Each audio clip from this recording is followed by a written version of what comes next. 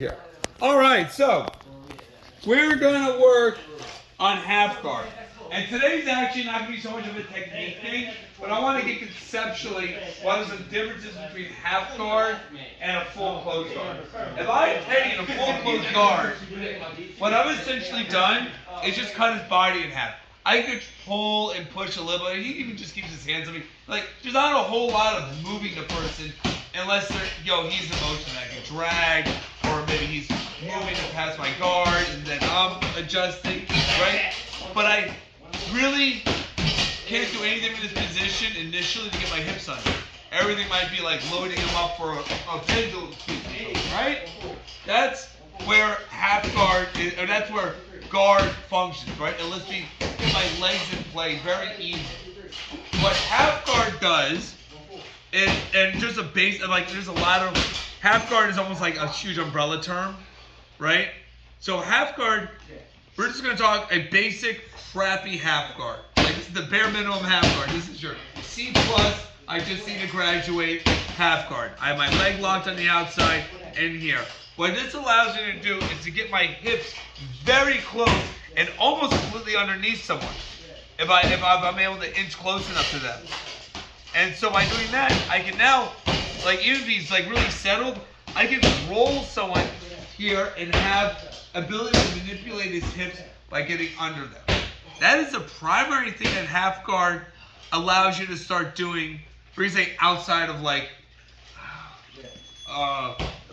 outside of just trapping him or stopping him from completely passing, it allows your hips to get close to the other person's hips. That makes sense so far? Right? Everything else is like maybe a knee shield, distance control, all that's like very secondary that I have now a way to manipulate his hips. Cool? So what we're going to do a bunch today is just really playing with this tension, creating tension here with your thighs, and pulling and rolling the person. For the first part, I don't want the person on top I don't want it to be a sack of jelly, right? But we're not going to sit here resisting. I'm just going to come under here. I just want to see how, without opening my legs at all, how can I move his legs, right? He's not going to resist me. He's not going to be artificial, but I can move. Maybe I can pull over with me.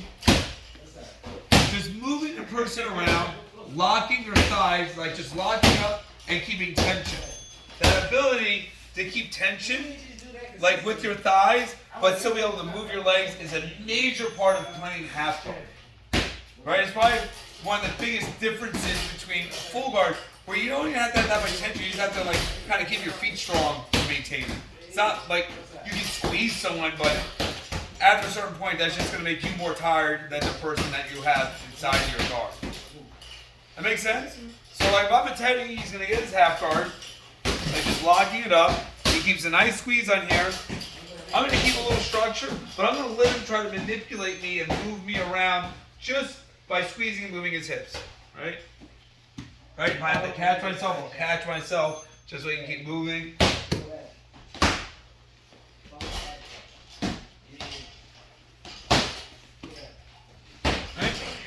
So just keeping that half guard. You don't even know like what a knee shield is? You can literally say here.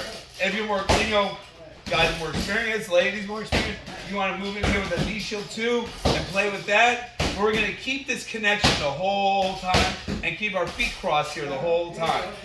Cool? Yeah? Let's work. What do you think?